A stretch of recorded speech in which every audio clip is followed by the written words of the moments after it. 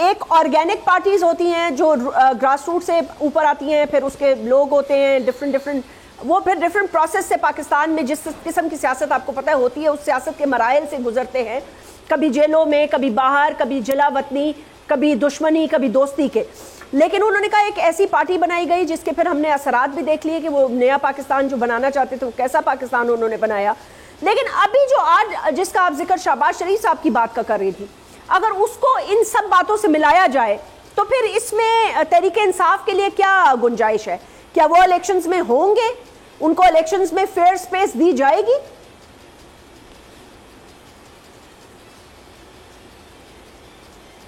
देखिए जैस्मिन, इसमें तो कोई दो राय नहीं है ना कि PTI is not an organic party. बड़ी अजीब सी बात है कि एक वक्त ऐसा था कि जब उनकी सिंध असेंबली में 3 सीटें नहीं थीं, और फिर एक ऐसा वक्त आया कि उन्होंने 35 सीटें ले लीं। So this is not a normal pattern जो किसी भी जमात का होता है। फिर आपने देखा कि ग्रास रूट लेवल के वर्कर्स इनके पास नहीं है। ठीक है, आप कहते हैं कि लाडला इज़ अ यूथ आइकन, आप उसे कह लें, क्योंकि वो this is a cricket crazy nation, तो वो पहले से आइडलाइज उस हवाले से उनको यूथ करती थी। और लेकिन क्रिकेट खेलना और हुकूमत चलाना, इसमें ज़मीन आसमान का फ़र्क है। और आपने देखा कि क्या बेड़ा गर्क मुल्क का हुआ। अब बात यह है कि लोग कहते हैं कि जी इनकी जमात लोग छोड़ छोड़ के जा रहे हैं। ये वही पोजीशन में आ गए जो 2018 पहले थे।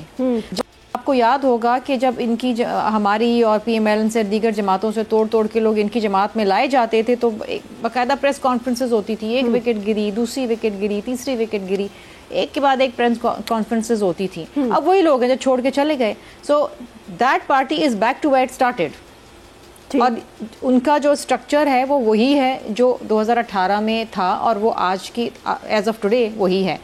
अब देखिए, सबसे इम्पॉर्टेंट चीज़ ये है कि अगर आप बात करते हैं इलेक्शंस की, तो देखिए हम इस बात पे यकीन रखते हैं कि तमाम जमातों को एक लेवल प्लेइंग फील्ड मिलनी चाहिए इर्रिस्पेक्टिव, और ये इलेक्शन कमीशन ऑफ पाकिस्तान का काम है, हमारा इससे कोई ताल्लुक़ नहीं है। और ज़ाहिरी बात है अगर पीटीआई इलेक्शंस में जाती है तो 100 बिस्मिल्लाह। हम तो कहते हैं कि सब इलेक्शंस लड़ें, जो बाइकआउट करते हैं हम तो कहते हैं, आपको याद होगा पीडीएम के अंदर जब बाई इलेक्शंस के बाइकआउट की बात हुई तो पीपल्स पार्टी थी जिसने पीएमएलएन को कायल किया कि आप इलेक्शन लड़ें। और उस वक्त जैसा माहौल था पीटीआई का, उसमें तो ये था कि जी अगर इलेक्शन लड़ेंगे तो हम हार जाएंगे। लेकिन आप देखें कि 9 में से 8 सीटें जो हैं वो पीडीएम ले गई।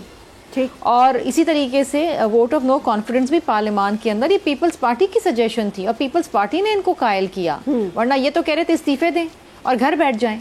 तो हम तो कभी भी ये नहीं कहते कि मैदान छोड़ के भाग जाओ, हम तो मैदान हमेशा हिस्सा लेते हैं, और हमारा ये एक अज़म रहा है कि हमने इलेक्शंस में हिस्सा लेना है, because that is the democratic process. True, जहाँ लोगों को आप चॉइस तो दें।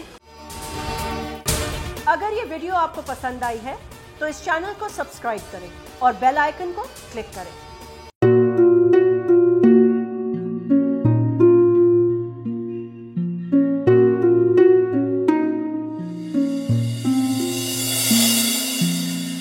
अपना घर यूं छोड़ के आखिर बोल किधर जाएगा,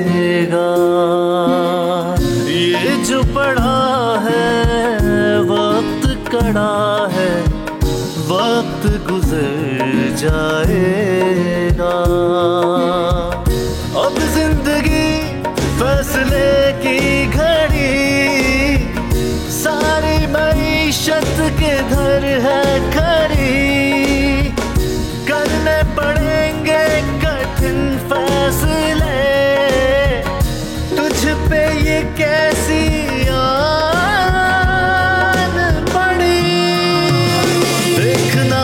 कुछ यूं बदलेगा हमारा पाकिस्तान, खुशियाँ वापस ला कर देगा हमारा पाकिस्तान। देखना अब कुछ यूं बदलेगा हमारा पाकिस्तान, खुशियाँ वापस ला कर देगा हमारा पाकिस्तान। देखना अपनी पहचान के लिए बोल, पाकिस्तान के लिए बोल, हमारा पाकिस्तान, मिशन मईशत। देखना